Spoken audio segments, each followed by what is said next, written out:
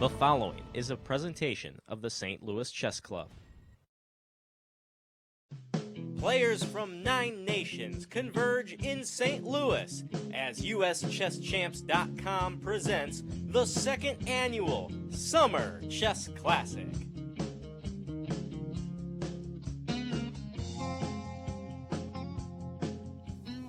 Hello, and welcome back to the 2019 Summer Chess Classic.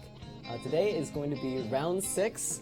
I, of course, am one of your hosts, joined with Jesse Kraai. My name is Caleb Denby, and today we're going into the second half of the tournament. So the players had a rest day yesterday.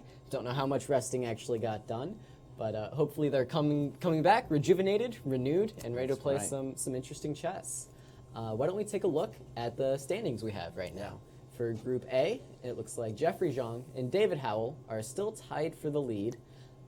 Coming up to catch them is actually Sam Shankland, who got off to a slow start, actually lost his first round game, but with a win in the final round, moves back up to even, just a half point behind the leaders.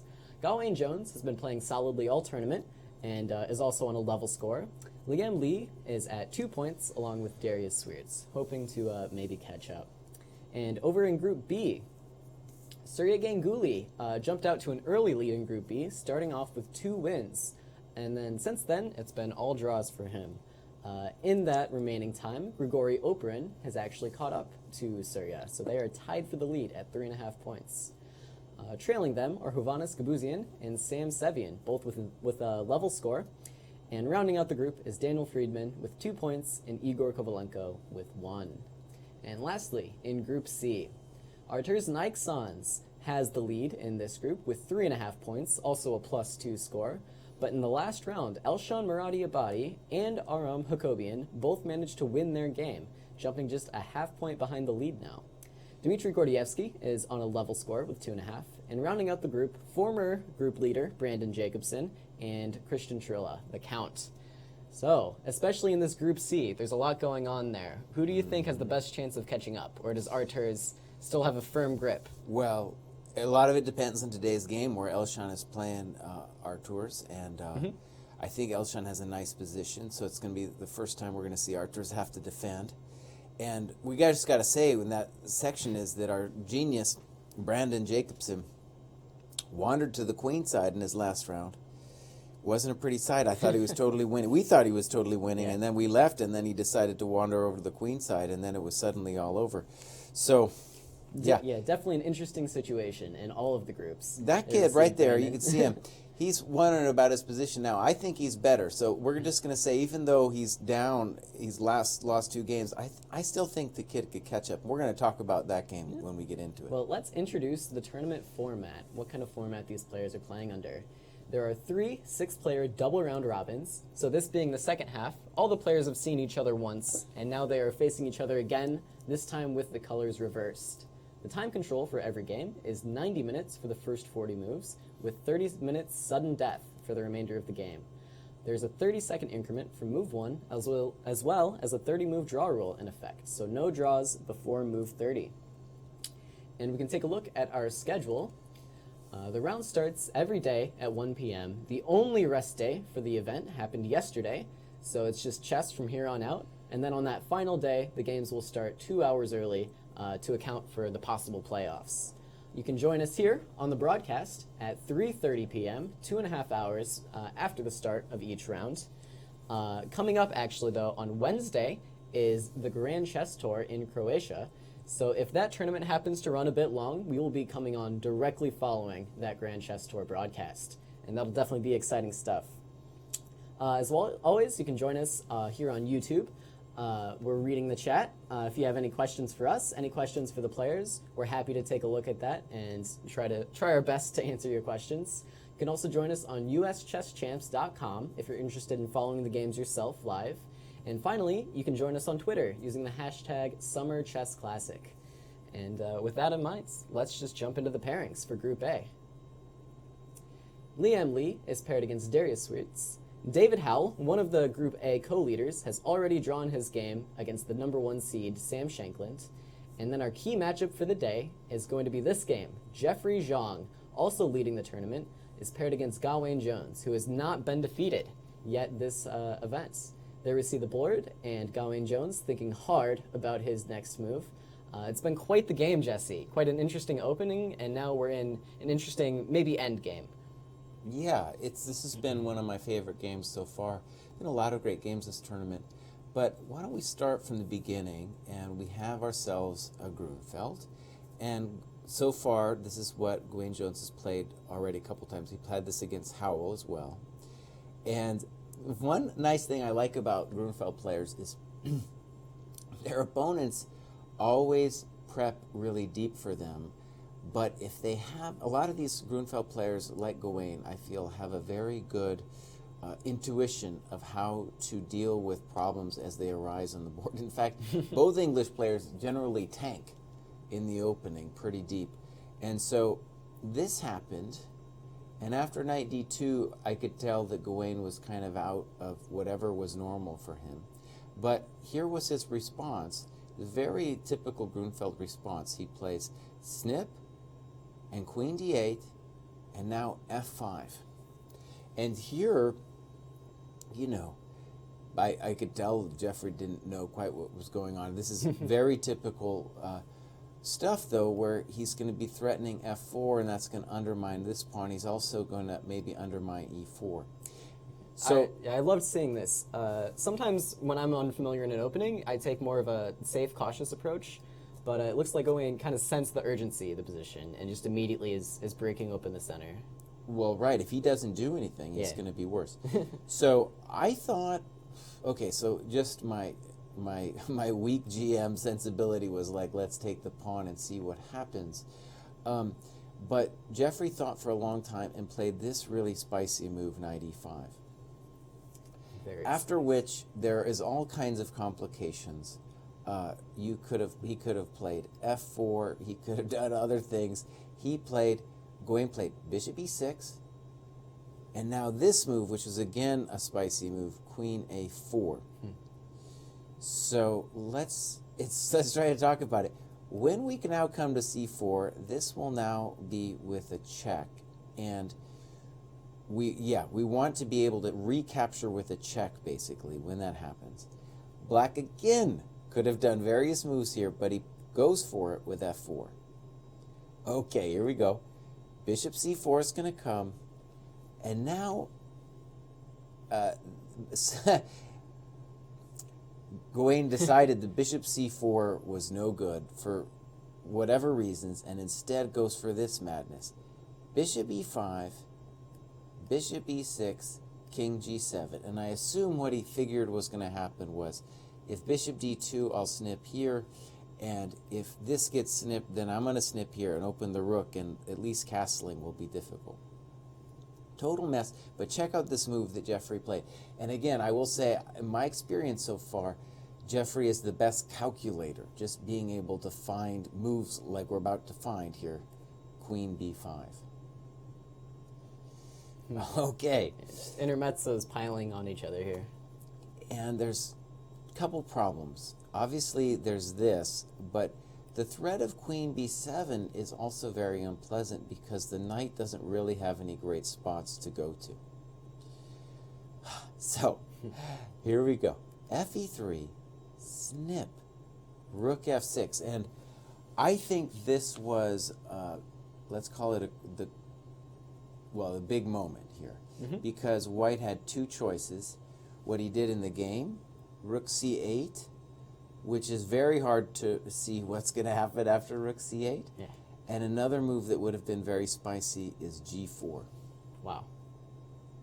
For example, and the idea is like, okay, if you take, I can do this because I can hang out on the light squares because I own the light squares. And, you know, there's this problem, and so one variation, you know, there's all kinds of things that could happen here. So what if he, I guess if he tried to choose the simple approach and just castle, there would be something like knight c6 maybe, attacking the queen? Yeah, we don't have time. Yeah, no time to castle. No time. And right now we're going to say if knight c6, I'm going to snip it. Wow. And do this. All right. You know, so Yeah. anyways, that was the other option. Okay, so rook c8 takes, and I liked this a lot. This was really beautiful. Oof. A nice queen sacrifice, and it's very difficult, if not impossible. Basically, it's now impossible to hold on to the bishop on e6. Now, you could have also played king f1, and there the interesting thing was that knight c6, snip, snip. It's still really hard to deal. Yeah, when this comes rook d4, we're going to have an extra threat. So yeah, king e2 might have been the right square then. They were both interesting. I thought they were both interesting. After this, it's hard to imagine that white is going to be better. Let's put it that way, because king f2, snip, and now, yeah, let's update this board here. We had rook e1 and rook f6 check. Black, now actually, rook f6 check. I have a feeling black has his own notions about what's going to go on. But when I said no danger, I was thinking of a position like this: check, and then as long as I play rook b4, I have a fortress. There's no way in. Interesting. Was white forced to play rook e2 in that line? You mean rook e? Maybe not, but it's just, you know, it's a real question of who's attacking who here. If I get that rook on d2, if you let me stay there. Well, my idea is king g1, and then whatever move you play, maybe rook b2, right? Or rook f6 now. Okay, rook f6. I'd be very tempted to just take b7, but maybe rook f2 is too strong. Let's look at what he did. Yeah. So he's obviously saying that... Maybe he's trying to transpose to that line. If king g1, then rook d2. Well, it's an interesting question if you're black. Like, I think you're so close to the fortress that if you play, it's almost like he's trying to get to be a little spicy here on his own here. Where So king g1 and then rook d2 is actually played. King g1, rook d2, good. And now I'm assuming rook f1 is kind of sort of forced.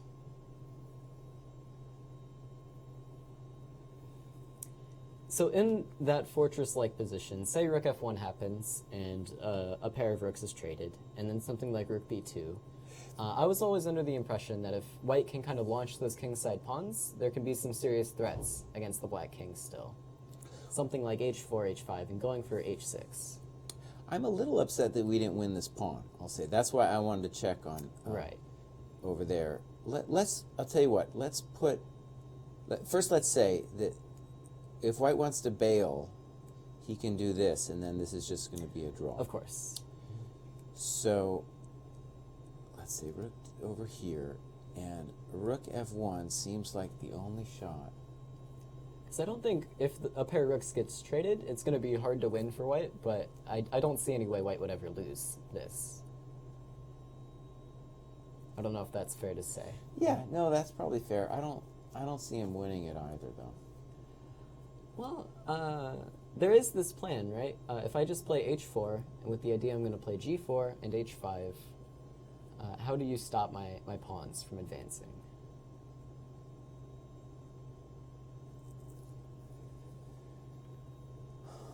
Well, we're probably going to... I assume rook f1 is forced. Now, Jeffrey's already surprised me on a number of times this game. After this, I was mulling over which way black should go. Should he take here, or should he play rook b2? let's say rook a2 for a second. Rook f1 has been played, by the way. Let's say queen b7, and now I assume we're going to do something like this. Yeah, rook c2. So I'll start with h4. Now I just have to make sure my rook doesn't drop off the board, and I guess I want to. I want to come in too. Sure. I think I might also want to play a5. So I don't even, maybe you might even want to start with queen a6. Yeah, I was thinking about playing Or queen queen b3 b3. or queen a6. Yes, yeah. one of those moves, yeah. I don't know. It just seems without the f pawn, the black king seems a little airy to me for this to be like a fortress type draw. Uh-huh. But I mean, I'm no expert in this type of endgame by a long shot. Well, for the chess fans out here, one basic fortress you can imagine is, if you sacrificed your knight for the pawns and lost these two, put the rook on f6, king f7, then it's totally a draw. So the weird thing is like White's the one who has to consolidate his position here, not Black, because Black is going to come and be active himself. He just has to make sure that his rook doesn't drop off the board by some nasty check. It would be nice, right, if I could maybe put the rook on a more secure square. Okay, so I don't know if I trust this plan of putting the king on e5, because the queen can make some threats. From b3 it can jump into f7 or g8, and then. I think what is true is that after rook f1, I was still a little uncertain about rook f6 check, but first of all, I guess we're not even technically in a rush, I don't think, to take. So you could play rook a2 or rook b2 here, I think. The only difference really is that I can recapture with the king and claim that that's a little bit better. But honestly, it's so similar that I'm not sure it makes a difference. He's obviously thinking, too, about some other thing. He's thinking about other things. And he had some notion when he played rook f6. All right, well, let's come back. Caleb thinks there's a chance that it could be broken. Rook f1 was just played, and if anybody can break it, it's Jeffrey. Yeah, he's one for the long hauls. He's not afraid to sit down there for the next 4 hours and really get it done. And But, Magnus doesn't believe in fortresses, and maybe Jeffrey doesn't either. So this one's definitely going to be going on for a while. Why don't we take a look and see what's going on in Group B? Yeah, Our sure. pairings for this round are Daniel Friedman paired against Sam Sevian. Gabuzian is playing against tournament co-leader in the B group, Grigory Operin. And Igor Kovalenko is paired against the other leader, Surya Ganguly, in our key matchup of the day. Surya, of course, jumped out to that early lead. We see him there on the screen. And since then, he's kind of stagnated a little bit with 3 draws in a row in the past 3 rounds. So maybe today he's hoping to switch it up after the rest day. He's ready to get something done, although he does have the black pieces against an intimidating Igor Kovalenko. Well, right, and Igor took the fight to him and played, I think, let's call it a sideline. So we got this Botvinnik variation that doesn't go full Botvinnik here, when White chooses a4. And I was watching this game over there, and it's one of these moves that maybe I've seen at some point, and I think maybe Ganguly felt the same way. He had to think here a little bit, and I think if you want to think of it from let's call it a theoretical perspective, the disadvantage of a4 is you get to shove the knight back and now ask the e4 pawn a question. Of course, the advantage is White is going to get to play bishop c4 at very soon. So you're going to lose your happy pawn that normally when Black plays this is the pawn is not only a healthy pawn on c4, but it also blocks this bishop's development. So that's the advantage. So let's look. White says, all right, I'll give you this bishop. And maybe Caleb will remember, but Ganguly had another game with an unopposed bishop. Was it round 1 or 2? We won a very nice game. Yeah. So this was mildly reminiscent of that. A very impressive game, that one, as well. So Kovalenko played this next move pretty quickly, and I was like, whoa. And I was like, wow. So let's say normal moves here would be things like castles and e5. Kovalenko played a5. And clearly this is the kind of thing, at least I think, you wouldn't do unless you'd kind of been a little familiar with it. Black has so many different things he can try to throw at you. And it's just controversial because you're not developing your guys. So the point is, of course, to stop black from playing a5, because that would solidify that pawn on b4. Well, although I'm not convinced, black would play that right away. I don't think that's the main idea. Not the main idea. The main idea is that when the guy goes bishop b7, I want to spank him. And there are many variations. I want to keep the knight out of b6. So also, maybe I'm going to effects. tickle this pawn. Okay. Right? So it's very controversial, though, because white is now, he's handing the development over to black. Yeah, there's only so many tempi you can give up, even with the white pieces. You play knight c3, knight back to b1, now a4 and a5. So black definitely is going to be ahead in maybe development here. And I think one of the ways white could say or explain this to us if he was here would be to say, well, I'm not ready. I can do e5 anytime I want, and I'm not necessarily ready to castle because I am dreaming about maybe playing e5, knight d2, knight e4, and then h4 with my own attack. So maybe the rook wants to be on h1, is what he's saying, and that maybe I can hang out with the king. So very enterprising play. Queen c7. Black had many different moves here. e5, knight d2, d5. I thought for a second he was going to gambit the pawn with knight e4, and then rook, or just simply rook c1. Both of those also seemed interesting. Rook b8, b3, and this is very interesting play. Black had several different ways of going about it, and here he's going to sack a pawn to gain the b4 square. And if the pawn is captured, then there's also pressure with the rook, right, on the b2 pawn especially. And I like it. This next move might not be technically the right move, but I like it, the spirit of it. I feel it's the spirit of what white's been going for the whole game. He goes queen b1. So, making a claim about the fact that we have this big fat pawn in front of your king, and we need to create grief. We're not interested in winning your queenside stuff. So, on the previous turn, how do you evaluate a move like e6 here for white? That would be something I would be considering, is trying to open it up. I've got my rook on the e-file. My opponent really doesn't yet. And is that something worth considering here? Maybe. I don't really like it too much, though, because you're going to activate the rook, and you're giving me a free developing move. And this is kind of the best piece. Like, black probably might play bishop e6 soon anyway, which I think he does in the game. So queen b1, bam. That's maybe why you wanted to do it, because he played bishop e6 next. Now if I capture that piece, my pawn is, I guess, strong on e5, but it's also keeping my rook out. Right. And this was a big committal decision to play bishop e6, which definitely has its drawbacks, because now the game's going to change, really, with the pawn structure. So we take, and now white's going to say, look, because this rook is now defending and creating its own drama, I am not going to be able to launch things like knight e4, knight g5. Instead, though, I can start talking to this guy. So queen d3, and we're looking at maybe moves like queen c4.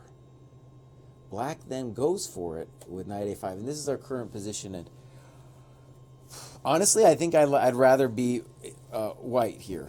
It looks like there's going to be long-term pressure against knight a5. I don't know about it, because I assume something like, let's just put knight c4 on the board. There might be something better, but let's just put that on the board, and it's going to be. I like the rook. I like this pawn. It's one of those positions where black has the extra material, but it's kind of stopping up his own pieces, right? His rook's stopped up by the pawn on b3. His queen is stopped by the pawn on c5. And let's look at what Igor played. He played rook a4. Interesting.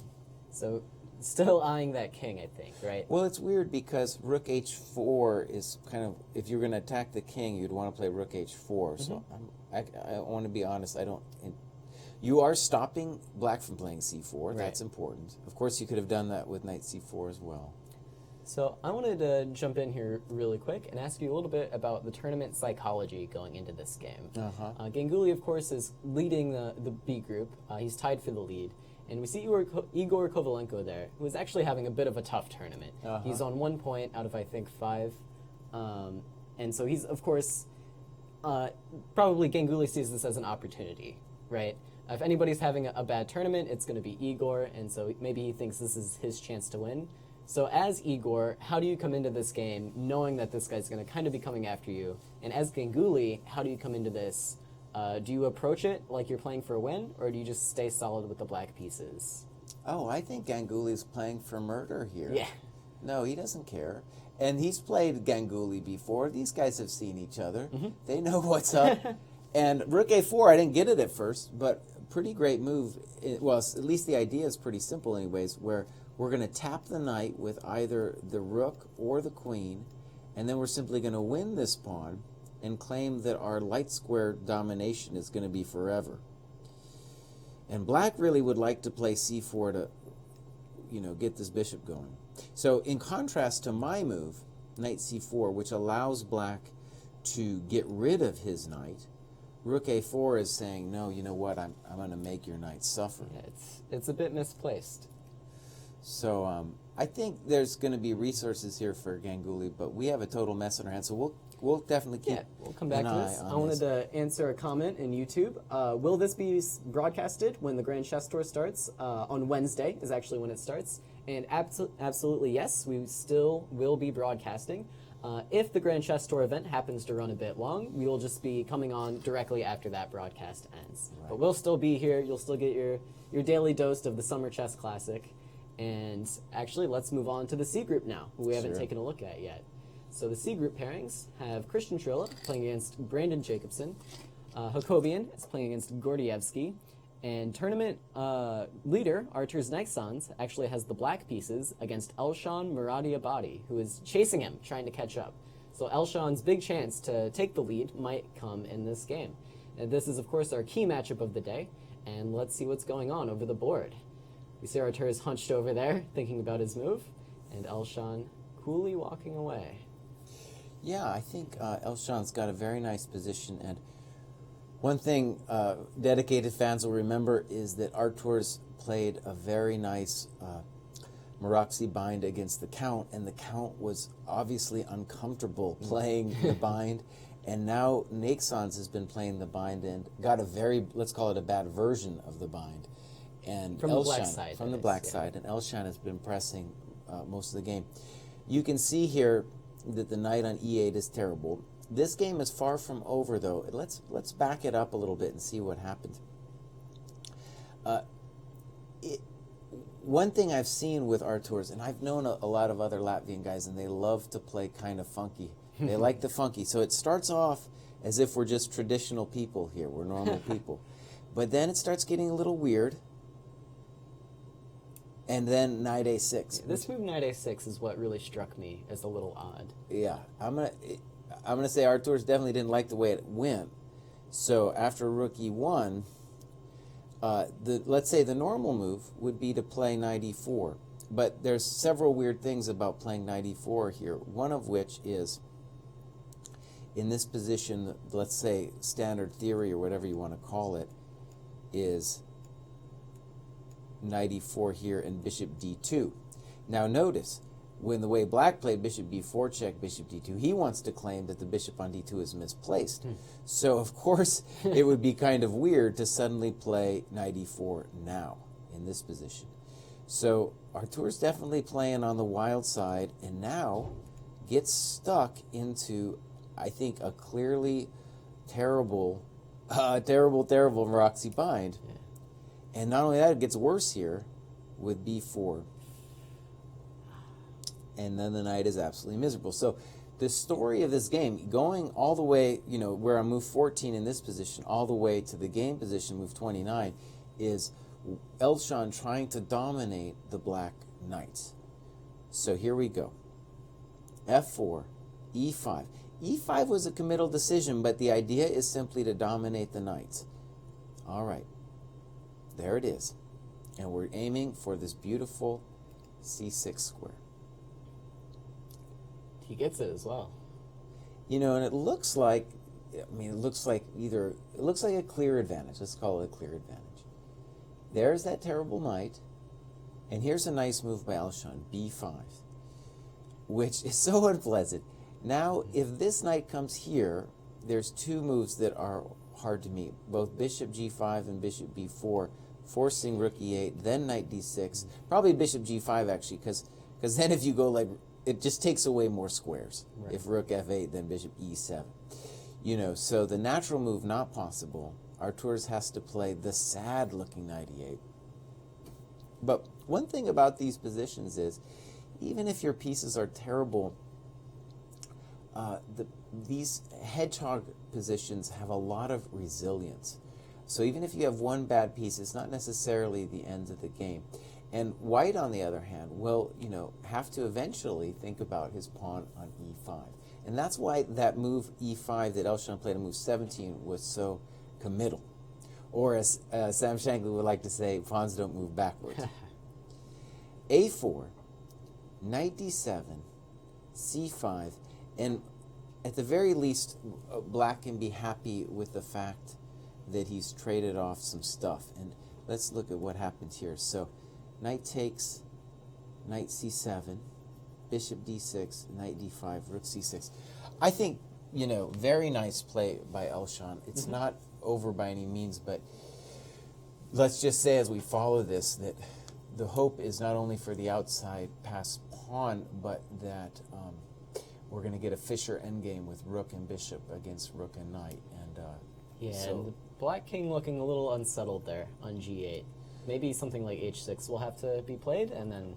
But the good news is it's pretty ideal. hard to actually do anything with white. Plus the knight on d5 is made of stone. And the bishop on d6 is a proud piece, right? But it's kind of unhappy, really, with this pawn on e5 blocking his way to the other side of the board. So some technical challenges for sure for Xiong, but yeah, it's difficult to find ways to kind of prod at black's weaknesses here, because like a7 is possibly a weakness, but after rook a6, I don't know how you pile on any more pressure, really. Yeah, like I said, I think you can aim for like king f3, rook c1, and then trade a rook off with rook c8. Okay, let's go back up. Let's go back up to the top. Yeah, that's the key matchups out of the way. And so what else is going on? What's interesting? Well, first we got to check in on Gawain to see how he dealt with the situation. All right, back so to Jeff. We were wondering about rook a2 and rook b2. He chose rook b2, and the advantage of rook b2 is that the knight then at least becomes invulnerable. So the disadvantage, though, I think is now white can consider things like a4, and that pawn might be able to run up to a5 when black would have to stop it with, I guess, a6. Well, black immediately says, I'm not worried about those pawns. A5 himself. Now we're going to get this h5 thing. So go ahead. as far as I can tell, this is like a common idea, right? The white queen alone can't make threats against the black king, and the white king can't really make its way that far up the board, so white uses the pawns as that extra kind of extra piece to make some threats. Yeah. Well, me and Caleb have a little disagreement. My intuition is that it's not that big of a deal for white. There's definitely practical chances. I think there's real questions Gawain's asking about a4, a3, or just GH. Actually, on GH, I don't see any real hope for white to create drama. Okay. But he plays a4. Gawain's a fighter. The guy doesn't care. The guy doesn't care. Now, here's an interesting thing where, you know, like I said, it's not clear to me who's got the advantage. So I guess I would say it's equal, but... What if I play queen f4 here? Okay. What's your... You want to do the thing to me? I want to play h6, and then I just need one or two dark squares, and I'm there. I'm in. So, yeah. I don't know. Takes? so this is a little unfortunate. I wanted to play something like, if you were to take on the previous turn, I wanted to play queen g3 and then have some squares on the queen side somewhere. So I'll play queen g3 first. Why? Well, just ask why not queen g5? Or you want to do a trick to me if I go to h8 or something? Yeah, so you'll come to f7, and then I want to play queen f3 and keep you, I guess, from coming back to g7. But then I go to g6 and then queen f5 and king g7. And we're back where we started, right? Yeah. Okay. So queen g5.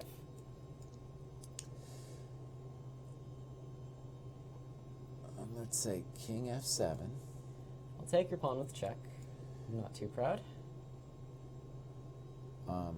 Right, and so I guess king g7, and then but Gawain, you never know with Gawain. He might play king e6.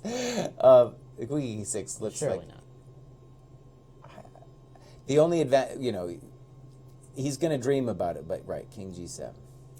And then I'll maybe give a check and put my queen on d5 with check if you let me, and then I will play something like g4. Now let me just say, maybe g4, but I was gonna. If you want to do this to me, don't you want to do this? Yeah, I like that idea as well. Because when you play g4, there's no. You're just attacking with the queen, and you don't got anybody else. So yeah, I like your idea a bit better on second thought. But you don't believe it for white. No. Okay. No, I think there's always practical chances in this kind of thing. Mm-hmm. So h5, a4, and so we'll keep an eye on this. It's funny. I oftentimes you form an opinion of what you think is going on, and then you talk to these guys, and they'll shrug it off and be like, "Oh, it was a draw the whole time," or they'll say, "Oh, I was lost the whole time." So it's interesting to ask them, and we might get a chance to do that. Right. Let's look at Daro's game against Leliem, and I thought that Leliem had a nice position very early on, but now I have to say I'm not sure at all what's happening. Let's take a look. It was this thing I've experimented with in the English as well. So you play queen c2. It's like you're playing a Sicilian with reverse colors, right? Black snipped, and you could take with the queen, but he takes this way, and then does this setup. And I thought to myself, this is great. I said to myself, this is beautiful what you've done here. Because we've got the bishop and we've got an extra center pawn. And so it goes like this. h3, the intention, what is the intention? That I get to put the bishop on e3 without being molested by knight g4. And so this, I think, is like let's call this a Najdorf player's dream. And the difference between this is a Najdorf and if you compare it with a Najdorf and what we've got here is that there's no pawn on c7, there's no pawn on b2, which you would think would be to white's favor because he's got the bishops and kind of wants it open. But here's the thing. It's still a challenge of what to do going forward. I thought this bishop was kind of funny, hitting a rock. And so now, let's say this position, or somewhere around here, is when white has to come up with a plan. And he ends up with a plan of pushing the f-pawn, and maybe that's not the way to go. So my most natural plan in any position like this would be to try to trade off my a-pawn for b6, but maybe that's not achievable here. No, that's his strong side of the board. We don't want to mess with a4. Okay. Okay, that was all natural, and now here's where white goes for it with knight d2. And like I said, it didn't, like all of a sudden, what's going to happen if you play f4 and you don't get control of the, let's call them the blockade squares on e5 and d4, that the knights are going to end up becoming strong. So let's look at how this happens. Knight d2, bishop a6, making at least knight c4 a little difficult. Now knight b3, notice the only thing that the thing does on knight b3, the knight does on knight b3 is it controls a potential square on knight d4, but otherwise it's dominated by the b6 pawn. So already a sign that things are a little funky. Knight f8, good move. Where are we going? We're aiming for the dark squares. f4, committal. Knight g6, very nice. And already I'm starting to like black a little bit better. It's a mess, but when I compare it to what I thought white was better out of the opening, and like I said, now I don't know. Yeah, difficult position. It's tough to play a move with white. I guess black is black actually threatening to capture directly on d3, or is the pin a little bit scary? Well, let's just say, even if we can't take on d3, and white definitely has to worry about it, even if we can't, we can make a number of building moves. Like even the very simple f6 is a nice building move for black. f6, king h8. White needs to do something. Yeah, here's my big question: is d4. But d4 at the very least, I've got knight c4. Yeah, knight c4. I have to take it, but I don't want to take it. I guess there's just going to be a threat on my rook and a threat on my e pawn as well, right? He is thinking about d4 though, because what else? It's kind of a bummer if you when you imagine not only the knight d3 threat, but what are we doing? If you move your knight on b3, then knight d4, and you're worse. So, well, let's look. How bad is this d4? Because it looks like maybe he has to go down that road. This pawn is weak. So once you once you commit, then the pawns are either proud or they're weak. And knight c4. So can you play something like queen c1 and give up the dark square bishop instead of the light squared bishop? I would be very surprised. For one, I think I can just do that. Oh, and maybe I can't actually, because maybe f7 is hanging at the end. But of course, this is just I think that's just a nice position. Queen takes, even with the two center pawns, you think? This might be as good as he's going to get. So they're calculating this kind of business right now. And honestly, when you look at it, if you don't play d4, you're just... Of course, the other option after d4, worse. knight c4, is to capture the knight. And then I'm not sure what's going on. It Well, seems like if white goes down that road, you almost have to give up the rook. Well, but you're losing this pawn here, right? Yeah, so that I'm saying you might have to give up the rook here, but that can't be quite right. You can't play something like rook f4, I think, because something like knight e5 might be dangerous. There's a lot of danger in this position. Yeah. Yeah, so definitely I don't like taking on c4, but maybe there's something here. So let's just say that in this position, let's say this one here, which looks so nice for white. Now, let's call this a Najdorf structure and say this pawn beautifully dominating a lot of these pieces. And the whole idea of the Sicilian, right, is you got an extra center pawn, and that pawn does things, right? So we got that, and then we contrast that to our current position, and that's the struggle that we got facing us now. Here we are. Oh. Let's go to some other games. This is going to turn into time pressure for sure. All right. White did move. He decided I cannot do d4, and instead played bishop f4. And I guess that's an acknowledgement that we're worse, because at the least I'm assuming knight d4 is pleasant for black. He might have something else, but knight d4 is like, well, now I've got the blockade. Yeah. It hurts. It hurts. It's not surprising that he found something wrong with d4. Everything's hanging. Yeah, no, it's very, very loosely tied together. Okay. So where do we want to go? Let's look at Samuel Savian's game against Friedman. And, Friedman has been playing a very solid tournament, and this game is not an exception to that. I felt like he got his best opening so far, where Sam chose to play a King's Indian and I thought, to my mind, this is the kind of position that Friedman's very good at, where you get white has a small space advantage. This kind of position, and a lot of times black plays c6 here or take, is, when you look at Bronstein's book from the Zurich 1953 tournament, you got loads of games that go down this line. And so it's like the old school variation where white is holding a very small space advantage and has to corral the black minors. And Friedman, it's very tough to do so, but I thought this position was nice. A lot of different moves he can do in a position like this. He could play b4, he could play rook b1, he chose queen c2. Everything comes off, and black says, I'm okay. And then it turns into a big mess. And this knight a2, I was like, well, if you had to do that, then already things probably didn't go your way. Why not the more natural knight e2? Let's Knight look. ce2. Knight ce2. One reason is it's kind of a funny square as well. And the knight on a2 is talking to this guy, so I assume that comes. And then knight b4 is going to come, and then you got to worry about knight d3. Yeah. Not so happy. Not so happy. So we got this whole thing, and I don't know. I don't know who's. It's let's just say it's roughly equal. But you know, Sam could claim here that his king is a little bit better, and at some point he can throw in bishop d4. So yeah, there's still going on here. Is there any claim to d6 being a bigger weakness than the white king? No.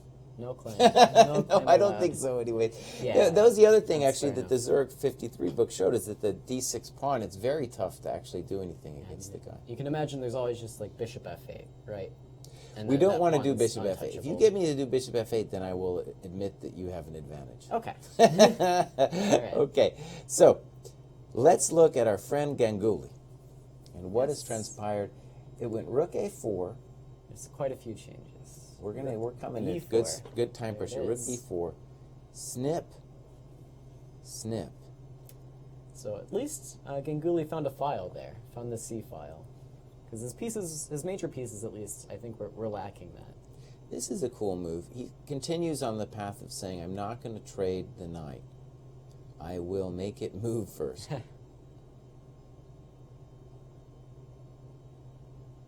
Ooh, bishop d8. Looks good for white. Yeah, bishop d8. I don't trust moves like bishop d8. You know, that's seems like I'd like my queen and my rook to both be able to move to that square whenever I need them to. And now with the bishop there, everything feels more awkward. It's a pretty instructive game where you see this a lot in these positions where black keeps the pawn, and unless the pawn actually does something, and I don't mean like just trying to become a queen later, but does something in terms of hemming our pieces in. By our, I mean the white pieces. If those pawns don't do it, they're just kind of blots to be hit. And that's what it looks like here. Black just played a move here. Let's see what happened. So queen c6 happened. And then we snipped on a7. Thank you very much. So now Ganguly needs an idea after this. I assume it's to penetrate to c2 or something, but we're about to find out. Immediately, you mean? Well, he's got bishop b6 probably first, right? Okay. And then I guess the queen has to go to e7. e7. Interesting. I don't know if we want to invite the queen over there, but that I'm just trying to imagine what the intention here was. Maybe he's going to play bishop b6, and if queen e7, bishop c5, and then queen b6, and just pile up on that f2 pawn. Although, I guess it's not so hard for white to defend it in that line, especially. The problem is, bishop c5. Well, queen c5 might be more natural, actually. In any case, either one of these, you're inviting my queen to start talking to the h7 pawn. Oh, yeah, and I guess queen c5, white could just take it, and then the knight. That's the knight true. falls. That's true. I was just thinking on the other line. Yeah. That with queen e7, and then also this knight's hanging, so you know I kind of want to go back anyway. And yeah, so queen b6, I guess, just knight e4 is bringing more pieces to the king's side, defending f2, and a lot looks wrong for black here. You know, one thing is funny about this tournament is, you know, you can ask yourself, well, what's the difference between these monsters who are like high 2600s or 2700 and the Magnus Carlsens of the world and the Fabis? And I think one difference that I'm noticing is they get into more time pressure. We've got loads of players here that are addicted to time pressure. The two English guys, oh man, they're in time pressure every single time. And this game, you know, as well, both players, we got loads of moves left. Loads of moves, and, you know, mistakes will be made. That's just inevitable. Mistakes will be made when you got to this situation. It's funny, too, that queen c6 was played pretty quickly, and you know, what else? What did you expect the guy to do? He's going to play queen a7. Maybe a little simpler is knight c4, trying to fix black's major problem here, being the knight. Let's take a look. So knight c4. There are still tactics everywhere, though. Just rook c1, and then I'm a little lost. Yeah, there's a lot of problems. Rook c1, queen b6. Even if I just take the pawn, I don't know quite what's going on. Well, I thought b2 might be hanging. You know, but the problem for black is if I start attacking, you know, I got the juice. Yeah, a lot of juice. Yeah, let's stay on this for a second. This is Ganguly's big moment. Yeah, he needs to do something here. Big decision time. Big decision time. And you know, this tournament, even though Kovalenko's only got 1 point, you know, you win this game, you're going to start feeling your oats a little bit. And the tournament, it just gets thrown wide open. This kind of scenario here. Oh, Ganguly, you're running out of time, buddy.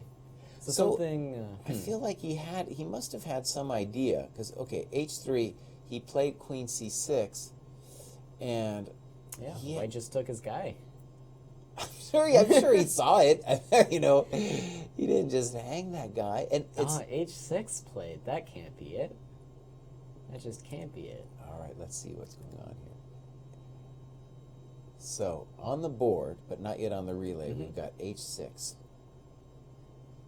And I got a lot of questions after h6. We've got rook a5 is a question. Let's just ask that question first. What's wrong with rook a5? I guess black's trying to say I get the b2 pawn in the end, and that's worth the 2 knights. And maybe even what he was thinking to himself when he initially played queen c6 is I was wondering, is he thinking to do this, right? And then you can imagine some kind of nonsense like this, where obviously black is hoping that there's going to be enough counterplay before you get mated. So a pretty similar situation. Right, so this way you get an escape square, and it's basically doesn't cost any time because you'll check on c1, and the king doesn't really want to go there anyway. I think it does cost you some time, though, because if we go in the same line, rook a5, and bishop a5, queen a5, and then I take the pawns. Now I think there's queen takes b4 here, right? And you don't have queen c1 check to step out of the way. Oh, that could be unpleasant, yeah. Well... something else has happened on the board.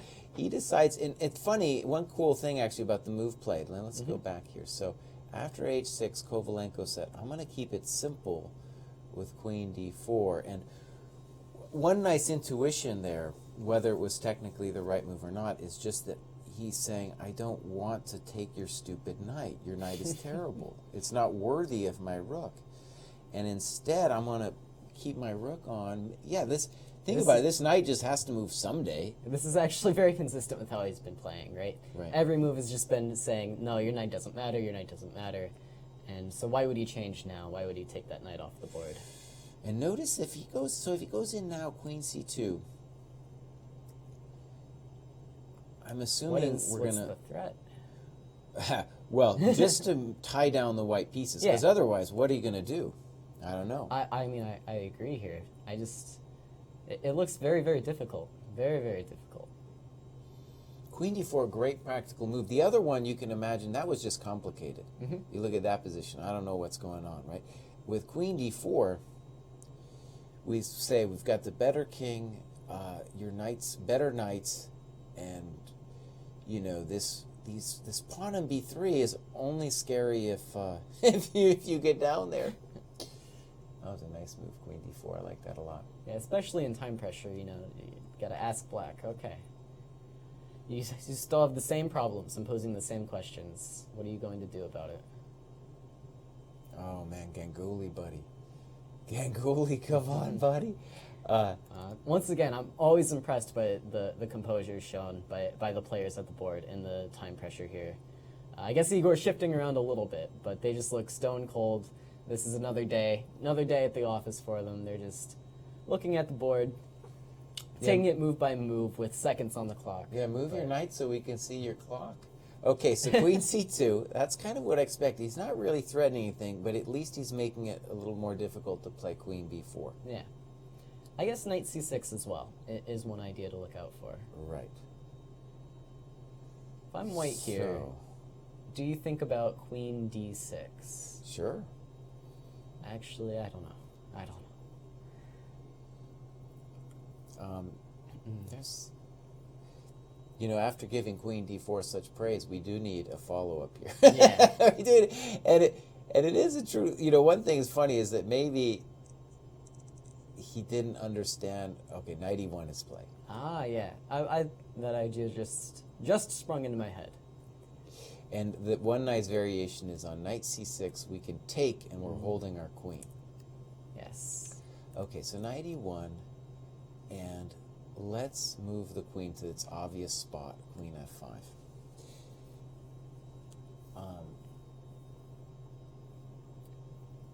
So knight C6 is still a threat. I might play rook C1 here. Queen F5 was played.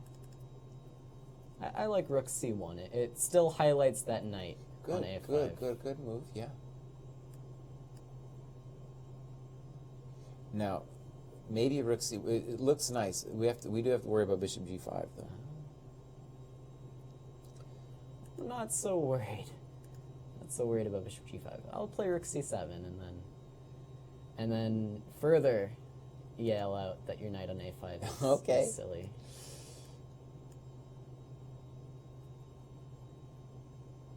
So takes and takes. Okay, all right. But I understand the yelling out. So, okay, I like the yelling out of the knight being silly. So He plays knight knight df3 first. Yeah. And let's ask the obvious question. What's going on with knight c6? And I'm going to assume some simple move like queen c5. So I guess knight f3 is also aimed at knight c6 not being as strong, defending the e-pawn and freeing up the queen to move off of the defense of f2. It is true. The knight is going to come back to life. And maybe a variation could be something like knight c6, queen c5, knight e7, and just ditch these pawns and say, well, at least now I'm kind of sort of playing, and your knights aren't that happy. That's And something. in addition to bishop b6, we can dream about knight f4s and stuff as well. That is 2 pawns, though. That's a lot to commit to. So And white we actually see queen f4 on the board. Right. So let's look. So knight df3 and queen f4. I'm not sure I'm thrilled with queen f4. Feels like flailing, kind of, but... Let's ask the obvious question with queen c5. Now, a5 might be a bad square, but I'm willing to bet that b7 is a worse square. So I don't think knight b7 is anywhere on the cards. In addition to that, I guess we have to, there's more than one move. Another move would be knight d3, right? Yeah, that's very nice. Allowing the queen trade, but pointing out that e6 is going to have some issues. Something like that, right? So, okay, queen f4. It looks definitely unpleasant. Kovalenko, these guys are so good at just playing nice and smooth when they got their 30 seconds. Yeah. Once again, the composure is really something to behold. Kovalenko's definitely played some good practical moves, so I'd be interested. There's knight d3 and queen c5. Knight d3 is the move just to try to make your life really simple, or at least pretend that your life is simple. And while they are composed, you do see a couple body language ticks, you might say. Igor temporarily twirling that rook in his fingers, and shifting with the rook again, a little leg jumping around maybe, but overall, I think very good nerves, everybody in this tournament, is fair to say. Oh, buddy. It's that's the look of a decision man who is like, my opponent can hit me a number of different ways, and I'm just waiting to see which one. 37 seconds. I apologize for not going to the other games, but let's just stay for a second longer. This is very tense. I'm interested a lot in what the decision he makes. All right, Queen queen D6. d6. All right. Hitting e6, hitting b4. Can you actually defend both pawns? Well, the pawn on b4 isn't attacked because of this guy, but it will be after knight d3. Right. So we see queen c4. Queen c4. And now how do you advance your white knights, actually? That knight on d3 is starting to look a little out of place. Maybe knight d2 here. Well, knight d2, queen d5. He plays just rook rook d1. Now, is there a... Now, I assume finally it's time to bring the knight back to c6, but maybe some dreadful thing happens to me when I do play knight c6. Hey, Ganguly, buddy, bring your knight back. He could Save dream it. about knight b7, I guess, as well. Would be another attempt to bring the knight back in. Mm-hmm. Yeah, one of those moves. I'm not sure about queen d6. I don't know. It looks like a natural square, but maybe it allows black some freedom. Okay, so rook d1, and we're waiting. All right, let's skip to another game. Yeah, a lot going on in the C group that we haven't looked at, I think. And we haven't looked at the I wanted to talk about this one game with Brandon. Yeah, this was quite the opening, quite the everything, honestly. Oh my God! It's something I was unfamiliar with. But, Let's just show the opening. This thing: g3, knight f3, e6, g3, g5. There were some traditionalists upstairs at the chess club here who were taken aback by this thing. I think it makes a certain amount of sense. Mm-hmm. When I was a kid, I would have definitely said this is horrendous. But Gary the G-Pawn has had a remarkable career, especially in the last 20 years, in a variety of openings where the simple idea is not so much just to like attack the king brutally, though it sometimes develops into that, but to displace the proud knight on f3. And so that's what we get here. I looked this up in the database, and this precise move order has been played several times. So at the very least, Brandon got, as he's gotten almost every game, he's gotten a lead on the clock in the early going. But one thing I will say that's interesting is when anybody out there, you get a position as crazy as this by move 8, you've probably already in a little time pressure. Even if you haven't, even let's say you're black and you haven't used a lot of time, it will turn into time pressure. So this is the madness we began with, and let's jump to the game where we have complete madness. And, oh man, I don't know what happened. The queens are getting traded off, and it looks like the count missing some pawns. Missing some pawns count. However, there is a significant problem after king b2, namely, where does your poor bishop on a4 go? Got to go all the way back, I think. Well, no. First he's going to, this is a nice harassing move. I'm going to play knight f2 and claim your bishop. Well, okay. Yes, well done. So that This is on the looks board, toast. Yeah. Looks toast. Yeah, king c3 and knight f2 is already played. Okay. I'm resisting the urge to say, should have counted the pawns. Oh, but okay, it's too late. I've already done it now. You didn't anyways. resist the urge. Well, I came close. So I think this is 2 pawns down, and you know, let's just say one great thing about Brandon. I think I said earlier on, people should just let him win so he'll play chess and not go to school, right? But I think he's going to go to school after this tournament because he needed some encouragement. But clearly a genius player. Really blew it against Xiong. That was a critical game. And then blew it against Arturs, the two now leaders of the tournament. He can still come back. He wins this game. He can still jump back into the standings. So everything's still possible there. I actually got a chance to play Brandon. We had a local blitz tournament here Saturday night after all the rounds in round 5. And Brandon decided to play. A couple players actually played. I believe Gordievsky was in it. And unfortunately, I had the terrible misfortune of getting paired against the guy. And we don't have to talk about what happened in that game. But let me tell you, Brandon, I think, is feeling a little bit better now. Feeling a little bit better after the events of Saturday night.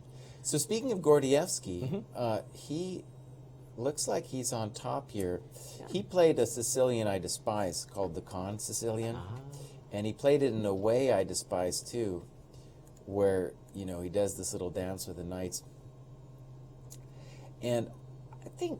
Despicable stuff. Despicable stuff. My sense is the easy way for white to have done this was just to take on c6 and launch your business with f4 or queen g4 immediately.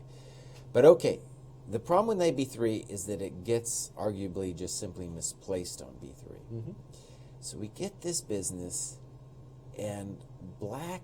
This is what the con players like to do. They like to do this little squirmy thing. And the knight on b3 is misplaced. And of course, like all Sicilians, he's got an extra center pawn. So this whole business happens. And all of a sudden, I looked at this position. I said, well, maybe Gordievsky's just better. So I'll take the pawn, he says. I don't mind whatever you're doing because I have g6. And simple chess by Gordievsky. He's up some stuff. He's got the better king. And that's going to lead us to this position we have here, which I'm assuming is just winning. He's up the exchange, and white has some proud knights, but I don't think the b6 pawn is long for this world. Black played rook c8. There's no rush. We'll later be able to play moves like queen b7. I mean...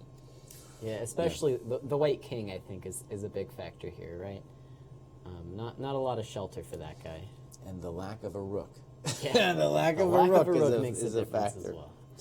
Okay, now, Goodness. let's check in on Xiong. Last we left him, we liked his prospects, but said it was going to be difficult. Let's take a look at how this went down. So, rook c8, I did call that. Brandon will remember. f6, okay. Rook b8, rook d7, a5. I like this a lot, the way he played it. So, snip, snip, check to the miserable king, king h3.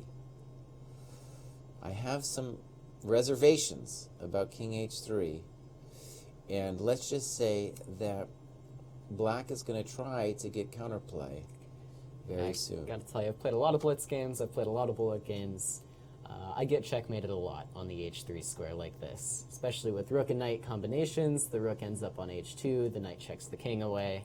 Everything looks scary, but... The good news for black is that if rook d2, we have bishop f4. Black, however, said, no, I'm coming right away. g5. These guys are in... No, now they've made it. They've made it now with... Or at least Moradiabadi. Okay, now so they've both made time pressure. Get some pawns off the board. And, well, black, I think he needs to mate or die, right? This is a mate or die situation. Yeah.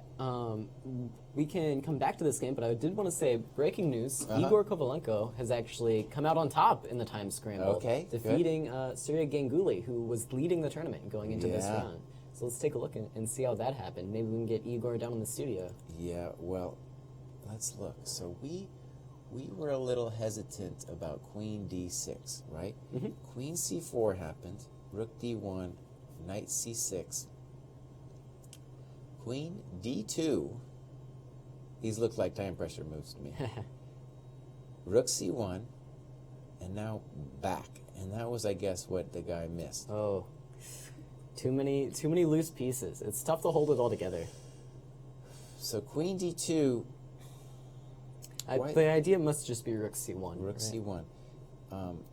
And if he could take it back, I assume he would want to do something like knight e7.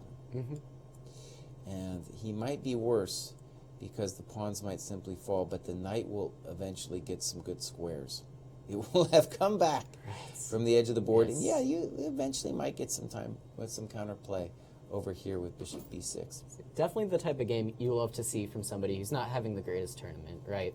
They really come to play, they come to stick it to the leader and play spoiler, get themselves back in the standings. Yeah. So hopefully we'll get an interview with Igor coming up soon. And let's take a look at our other games. Samuel, does he have a shot? I predicted he might have a little bit of juice a little earlier, and yeah, it looks like he's made some progress. Oh, let's very, look very at how this happened. So, bishop d7, queen d2. That's not a good sign when you got to play rook e1. So, wait. Oh, right. So if queen b7, we have rook a2. I'm going to guess that was already a mistake with queen b6. Because you needed to have an idea when you did that. Right. And rook e1's not a thing you want. Bishop d4 is a thing black wants. Oh, yeah. Threatening queen takes g3. He didn't even deign to take it. Well, you can't, right? He can't. This is bad news. The h3 pawn. Oh no. This is, I guess, lost. Yeah, not so pleasant. Not so pleasant. So strong showing from Sam here. Sam actually, I don't think he has managed to win a game yet. I don't think he's lost a game either. And he's the number 1 seed in the B group. So despite his young age, he's definitely looking to make a serious bid for winning this group. And maybe it all starts here for him. And the only thing intelligent I have to say about this position over here is that the bummer, when you play for a space advantage like White had, and some pieces ended up getting traded off, it's almost like the space ends up working to your disadvantage because it's no longer dominating any black pieces. So all of a sudden, like, there's space for invasion, like Queen D2. So yeah, that looks good for Sam going into this. And Friedman, yeah, that guy is solid. So to beat him with White, it's a pretty big tournament shakeup. Let's look at one of our favorites, this Le Liem game. I was unhappy last time with the way things had gone with White, and now I'm not sure at all what's going on. After the time scramble, it is Black's move, and so I like White. The king is in the play, and Black's king is not. Well, at the very least, we've got Rook G1, and we can bounce back and forth. Okay, Rook G1. But let's say that this is an achievement for Le Liem to have got this, I thought, because let's just see how this happened. So, I thought he was doing. It's a whole mess, of course, happened here. Oh man, we left this ages ago, and where were we? We were like here. Bishop F4 was played. And this was kind of a funny moment, because I thought Knight D4 was at least instant equality. And maybe I'm missing something there, but that's what I thought. Queen E7 does look strange to me. F6 makes a lot of sense. What are you doing, buddy? What happened? This doesn't make sense at all to me. I don't know how this... So this is at least how we got what we got. So Rook G1 was played, and as I expected, we're getting this kind of thing. Oh, and it looks like we actually have a result here in the Jacobian game, it looks like. You know, that's funny. I was predicting that game was going to be a draw ages ago, and those guys really played it out. So, you know, for those in the chess community that want to, I'm sorry. I was thinking about a different game. Yeah. So in this one, it looks like White is actually resigning, or he's checkmated, or what happened? Well, this was our business where we talked about before, where he was just down the exchange. Ah, right. Yeah. So that one actually progressed pretty quickly. Yeah. I guess they didn't quite make time pressure. I mean, the time control, rather. Right. So that's in Group C. The count continues to be looking lost, and Xiong is considering how to recapture the pawn on B6. This is a very technical endgame, I think, for both players here. Yeah, this looks like a tough one. Luckily, if A takes B6, the bishop controls the queening square. I've been led to believe that this is a good thing. Let's try A B6. And let me just do the move that scares me. And then on B7, Knight G4, theirs is a problem. So that's why the basic mate is not going to work. Hold on, is it a problem? You check me, I play King G6. Good move. So we're going to have to say check to the miserable king. I play King H6. Now maybe you can, King H6 will let me draw. Maybe you can do this. And try to win. My goodness. I don't know. Rook F4? Rook F4, but I take it and it's still a mate threat. Pawn takes F4? Anyways. That's interesting. Yeah, pawn takes F4. Enough of my nonsense. No, we that's actually interesting have stuff. We have Gordievsky here, ready to jump in for an interview. Yeah, so I'm going to go ahead and excuse myself from the commentator's chair and let him come in to talk to you. Sure. So while we're waiting for him to come in, let's just get a quick update as to what's going on. We haven't talked about Gawain's game in a while. And I was predicting that this was kind of a comfortable or at least semi-comfortable fortress, things have progressed, and the obvious question is, can Jeffrey enter with the king in some way? Gawain's clearly set himself up for fortress-style stuff. He's just going to hang out and say that there's... Yeah, it's very difficult. You can't win this pawn, you can't win this pawn, and the king will tend to this pawn. So unless White can achieve king f5 in some meaningful way, that's not going to be available. All right. So we have Dmitry in the... No, yeah. We have Igor in the studio with us, and we're going to take a look at... Oh, Dimitri's in the studio. Sorry, I got it all wrong. This was a crazy game. Yeah. And... Yeah, I mean, I did 5 draws, and I thought that even if I draw today, I will anyway come here, because it's like... I mean, I think I played well, but in the end of the game, I wasn't able to convert my advantage again and again, because I had chances in all my games. But today, it seems like... Where is board? Yeah. Yeah, I mean, I didn't expect e4, because he usually d4, knight f3, c4 player. Mm-hmm. And I think that he prepared something for Sveshnikov, which I play usually last time. Right. Or bishop b5, this stuff, which happened in second round against Jacobson here. Mm-hmm. Yeah, this line I played quite a lot. I played knight f6, bishop c5, knight e7, all lines. But I assume that, generally speaking, this line is just bad for black. Right.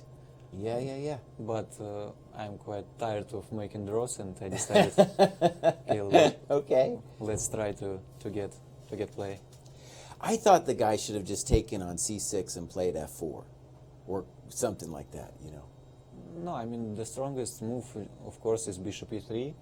Maxim Vashilograph played this, and it's, according to computer, it's something like +1 already, because there's line knight d4, bishop d4, knight c6, bishop c3, b5, a3. I should play e5 to avoid pressure on g7 pawn. Yes. Yeah. e5, and here Maxim played b4, if I'm not mistaken. And then just knight d2, and for some reason it was just bad for black. f4 at some point. f4 at some point, yeah. Right, or right. a4 if black plays d6. Right. Yeah, f4, black plays d6 to defend pawn on e5, and then white plays something like a4. a4, yeah. Correct moment. Okay. Yeah, but what he played, I already had one game, knight b3. So here, right, it felt like the knight is misplaced on b3. Yeah. Right. Yeah. So. But anyway, I don't believe that it's good for black. Well, yeah, you've got this other guy hanging out back here. You got to do something with, right? Yeah, but if I play d6, knight d7, in some positions I even don't lose the tempo, because, for example, knight f6, knight c6, knight d7, and knight e7, knight c6, knight d7 is the same stuff. The same stuff, right? Yeah. So here he had a variety of moves, like, I don't know, c4 and everything. He goes this way. Knight c3 looks logical. Looks for logical. Me. Yeah, right. f4, b5. And here the question is how to put pieces the best way. I think that place for queen is on h5 to provoke g6 at some moment. So maybe right now queen Maybe h5. right now queen h5. Because I played a game against Ovechkin in a Russian championship. He played a3, king h1 and something like that. But also he did videos for YouTube, and he commented this game and said that after queen h5 is just clearly better for white. It's something like so easy to play, and black has just a terrible position. But I decided, okay, even if it's bad, but let's... I mean, when you play the prove. con, you kind of expect some weird thing like this to happen. Yeah, of course, right? yeah. I mean, even if it's something like +1, white still have to prove something. Right. Because a lot of things to calculate after e5. Sure. Yeah, because I think that queen f3 was logical. Anyway, it cannot be a bad move. It's normal place for queen. But the problem, right, for white is he has to do something. He has to hurt you. He has to hurt you too. Yes, that's what I mean. I think that something like queen h3 may be possible, Uh-huh. because now I have to think, can I castle or not? After castle e5 g6, it should be better for white. But if you don't castle, what, you're going to play g6? What do you want to do? I don't know. It seems like castle is the only move. King's like the only move, Yeah. right? Yeah. I mean, I something like queen believe you. c7 or rook c8, Sure. but there f5 could be dangerous Mhm. because pawn on e6 is not defended. Even here, Even here, maybe f5, yeah. after f5, maybe I'm forced to play e take f5. Yeah. Well, maybe you have other moves here, because queen h3, I don't want Maybe to do knight b4 is the possibility. Knight b4, yeah. Oh, I didn't mean to do that, sorry. Yeah. Maybe, this looks wrong, but maybe knight c5. It doesn't look right to me, but... Yeah, I always wasn't sure what is that. Yeah. Because I don't remember this position. After knight c5, d takes c5, I even didn't see any game. Right. And Well, I you're mean, gonna get some- in this structure, I mean. Right, right. But here maybe it's good because bishop on d2 is not defended. With bishop on e3, I think Right. it would be just bad. But here maybe this is a good move. And the question is after knight which knight I want to change, knight c5, knight take d3, or knight b4, knight take d3. Right. Okay. And so the problem, let's see, so what, actually maybe we could ask, what do you think White's, so he's just saying I could take it slow and I'm going to like... He played this so quickly that Right. I mean he couldn't, I don't believe that he ever seen this position before. Right. So I was really surprised that a4. Because already I felt here you were looking like you're putting some difficult questions. to Yes, because generally speaking, I didn't see that after rook e1 when I played bishop f6, him. Right. bishop b2, this line. I mean, we will be back at some moment. And I didn't see at first point after knight c4, bishop c3, take, knight d6. And firstly, I thought that I can play knight b4. And then I went to waiting room and I was sitting and I realized that I can just play knight e5 instead of knight b4 and I'm winning immediately. Oh, nice move, yeah. Yeah, knight d5 and knight f3 check. I think that it is what he missed. However, even after knight b4, I think that I'm, if not better, I'm definitely okay. Because Yeah. take on b7, queen b6, queen e3, queen b7, e5, knight take d3, queen take d3. I thought that I can even play rook d8, sacrificing c3 pawn. And right, and it's again because this knight isn't working, right? Yes. That's why this whole Yeah. thing is no good. Huh, okay. However, it doesn't make sense because I have knight e5. Right. But I mean, even this attack, like I couldn't understand how he could ever get things moving because Yes, because I also couldn't. I think that rook e1 was a big mistake because in this position I think that I'm already much better because there is no something forced for white. Right. Well, what do you think he should do? That's the question. Knight c4 maybe or rook b1. There's two ways to defend pawn. This would be a sad thing, but yeah, maybe. Yeah, you just gotta knight play c4. rook e1. I was Yeah. trying to understand what is that after queen c7. You know, one amazing thing is you still have your knight e5 trick, so he's not actually threatening it, right? Yeah, but I should play something Say g6. to develop pieces. Yeah, g6 and Oh wait, I that's don't know, no I good don't- because then knight e5 you could take and then f6 is yes. something I was That was a thinking. trick. Yeah. Okay, but you have a lot of different moves you could play. I here. thought that I can play queen c7. Sure, yeah. And it looks kind of logical, but queen h3. I think that it was critical line queen h3. You could also play knight b6, right? Knight b6.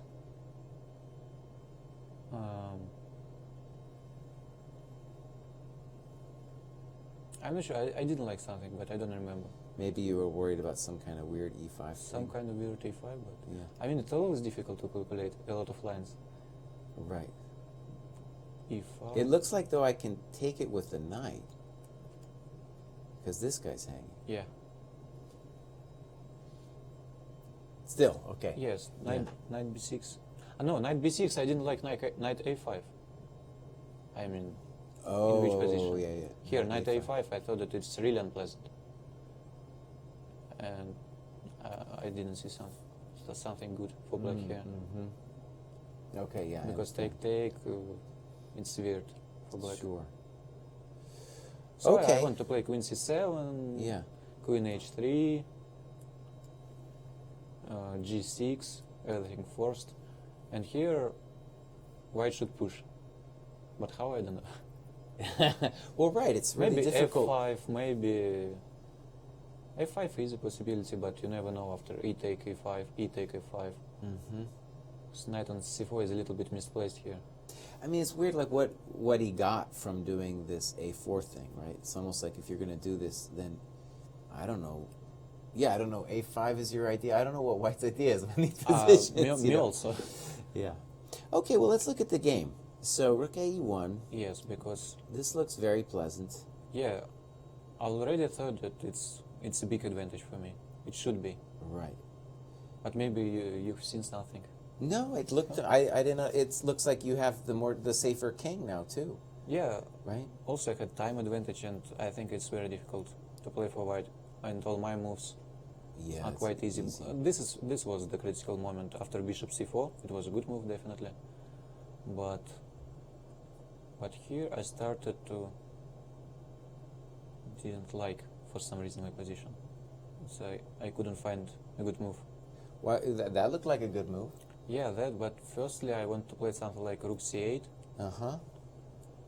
and then after knight d4, because knight c2 is a threat here. Knight d4, he can sacrifice somehow on e6 in some moment. And yeah, knight f3, knight g5. So I wasn't sure. Knight f3, no, knight f3 is just take. Knight f3 is a black move. However, here, not so easy for black also to find, because f5 is kind of scary here, Uh-huh. because Okay. he can sacrifice knight, not rook. And Huh, it okay. could easily become unpleasant for black. But queen b6, I'm sure is the best move. And I guess you were also on knight b6. You had some worry too, right? Like you were worried about. I just didn't want to move my pieces too far from my king. Okay. Okay. Good enough for me. Yeah. This. Maybe knight b6 is a good move, but I mean, as long as he doesn't have any tricks, right? Then the knight on b3 is out, and Ye- your king is safer. Your Yeah. bishop is beautiful. yeah, I just should carefully calculate all lines. Yeah. Yeah. Yeah. Because- looks really nice. Yes, because after knight g4, because I couldn't play bishop d5 instead of queen e7. You can just take with bishop, you take d5, knight d4, and Uh-huh. I was thinking even if that game Mm-hmm. I will be not able to convert my advantage. It would be just ridiculous. So here, Yes, it was the critical moves h4. Otherwise, I'm just very comfortable because I cannot defend my knight with queen g7. There's just rook d7 and I resign. right. So very pleasant, all of us. Yeah, just oh man. Yeah. So I guess I'm hearing from the tone of your voice that you were traumatized by your earlier rounds and you just wanted to convert this position here. Yes. Okay. No, I mean, I don't remember when I did something like that, like here, 5 draws, 5 rounds, 5 draws. And always I had the possibility to get big advantage. On the only game against Moradiabadi, there was some crazy stuff, rook d2. I think you saw that. You're right. Yeah, and he also didn't see that. He went for this line, which is just losing if not rook d2. Right. And I was, so super surprised that he could find that. And again, I had chances, and I converted very poorly. Well, here you are, and this looks Yeah, very here 5. nice. Nice move, Just to yeah. avoid knight f6, and I'm sure he missed. He just blundered after rook b1, But otherwise, I don't know how to play for white. I just want to play, if not rook b1, I just want king h8, rook g8, and g5. Yeah, very Yes. simple play. Yeah. Yeah. And then we just decided this was lost. No, Here in this position. I mean, I had to make two moves. Right. If I'm not mistaken, it's 38 move, and I'm sure that it would be very difficult to blunder something in two moves here for black. And Right. if I'm not blunder, I'm just winning because I get 30 minutes more. So yeah, I feel like you're a +1, right? Yeah. And everything to play for here. And who knows what's gonna. Let's just get your take on this position over here with the tournament leaders. Yeah. Okay. Oh, it's been a wild game. Yes. I thought that it had to be big advantage for white at some Right. moment, where this b5 and it looked. Now, but- however, there's a mate threat. Yeah, now. but I mean, how to avoid it? I don't see. It seems like rook g8 is the only move. Otherwise, we just resign, no? Okay, Oh. so rook g8. Yes. And here, queen f5.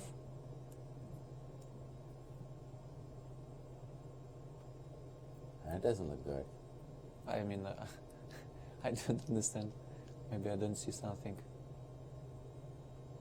Maybe you could go. Rook- This probably isn't going to work, but I'm going to try it. Rook rook- f8. Uh-huh. It's snip. the only move. F5 breaks the only one. Yes. And then what? You got to go rook f2. This isn't going to work. No, this isn't going to work. Yeah, I mean, I just take knight d1 check, king d6, and I'm sure. Yeah, it's got to be winning. Yeah. So let's look at, because it was Oh, a rook really g5? weird He position. no, he played rook g5. Look, there is. Okay, let's there go is to the on board. video. Rook g5. Yeah, but what is his idea? Well, if king g5, he wants bishop f4, I guess, right? Yeah, but And that's what happened. after queen h5, it seems like it's still the mate threat. He still cannot play b7. Well, he's going to take on e3, No, right? I mean it's just. And then it's just- no king h5, because after queen f5, I think b7 is the idea. Queen f5 and b7. But here it's still It's still mate. yeah. Oh, that's why you didn't want to go king f5. Yes. I get it.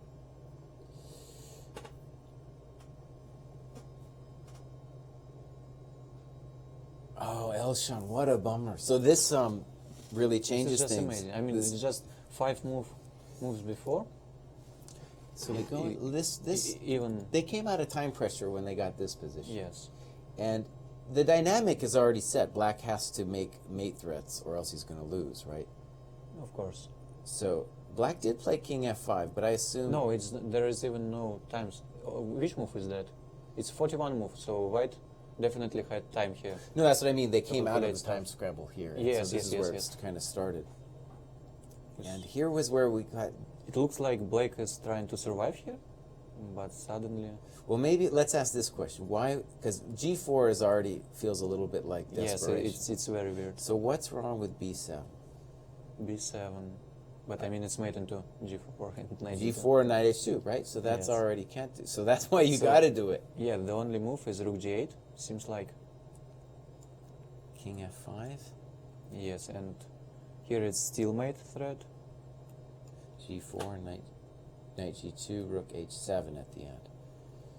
Yeah, but can I play something like rook g7?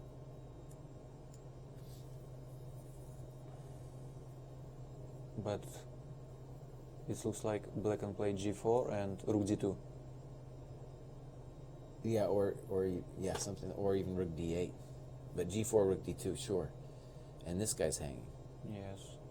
No, rook d8. I wanted to play rook g5 check, king e4, and b7, and it looks like just winning.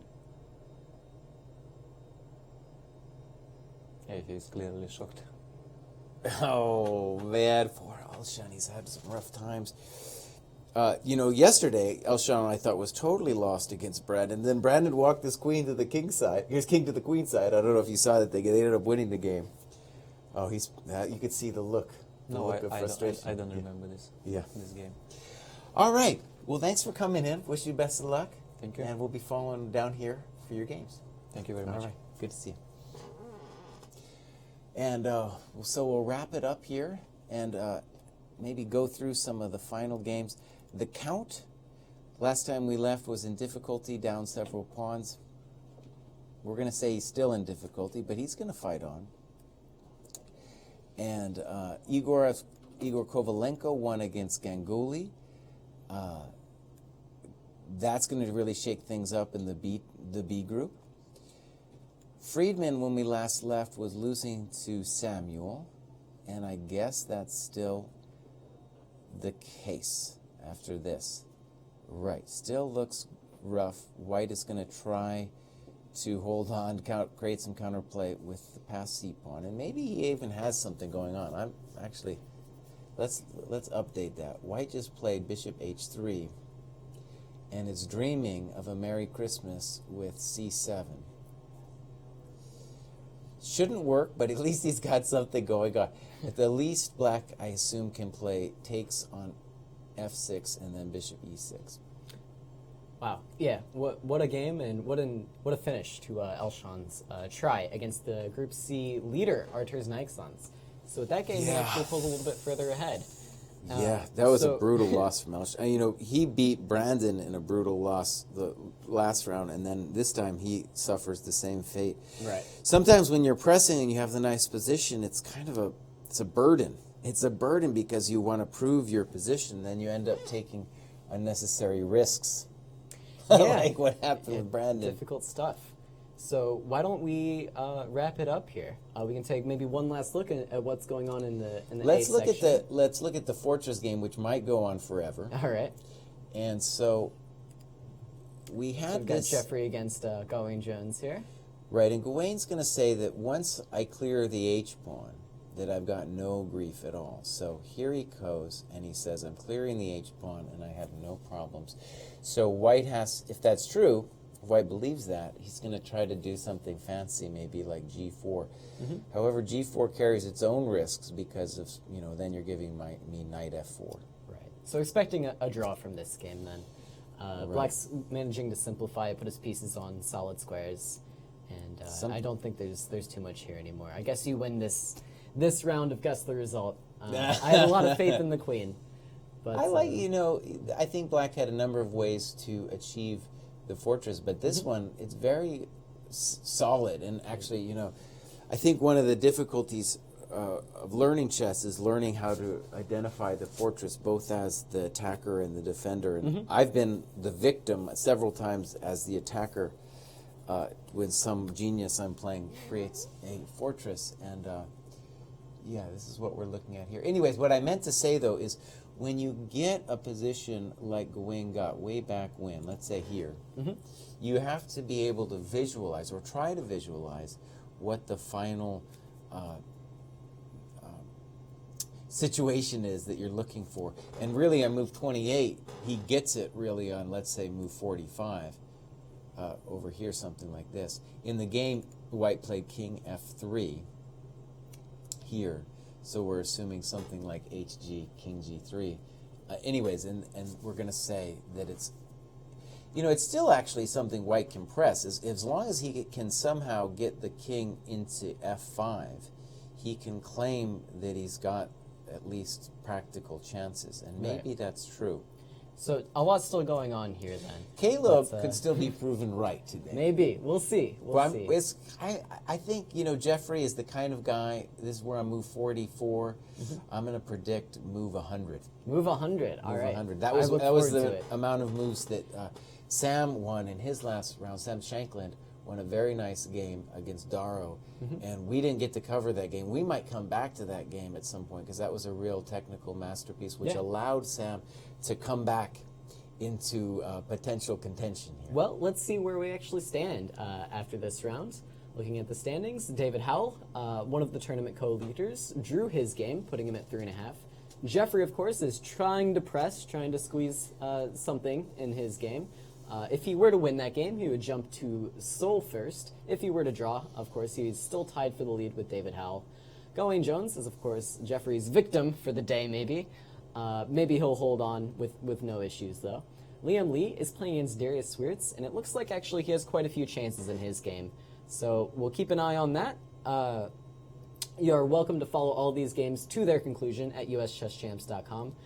But let's just finish up here and look at the B group. Grigory Operin drew his game, bringing him to 4 points. Sergei Ganguly, this is big news, lost his game, so he's no longer tied for the top spot with Grigory. Gabuzian drew against Grigory Operin. Igor Kovalenko was the man to take down Ganguly today, bringing him up to 2 points. Of course, Sam is pressing against Daniel Friedman, and we still wait to see the result of that game.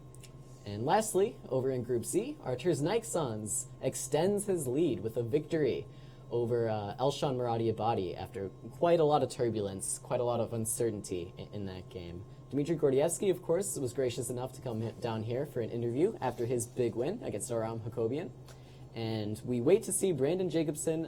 We think he's going to pull out his game against the Count Christian Chirola, bringing him up to 3 points as well. Right.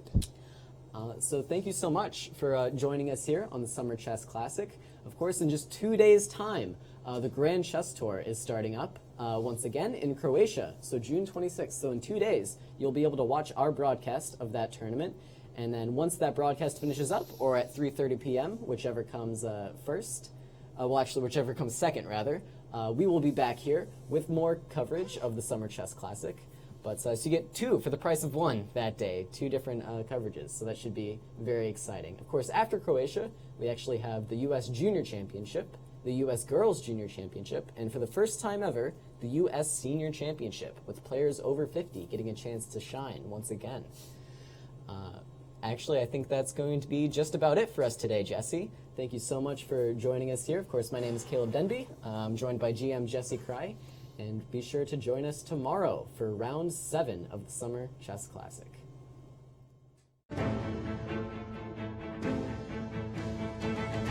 This has been a presentation of the St. Louis Chess Club.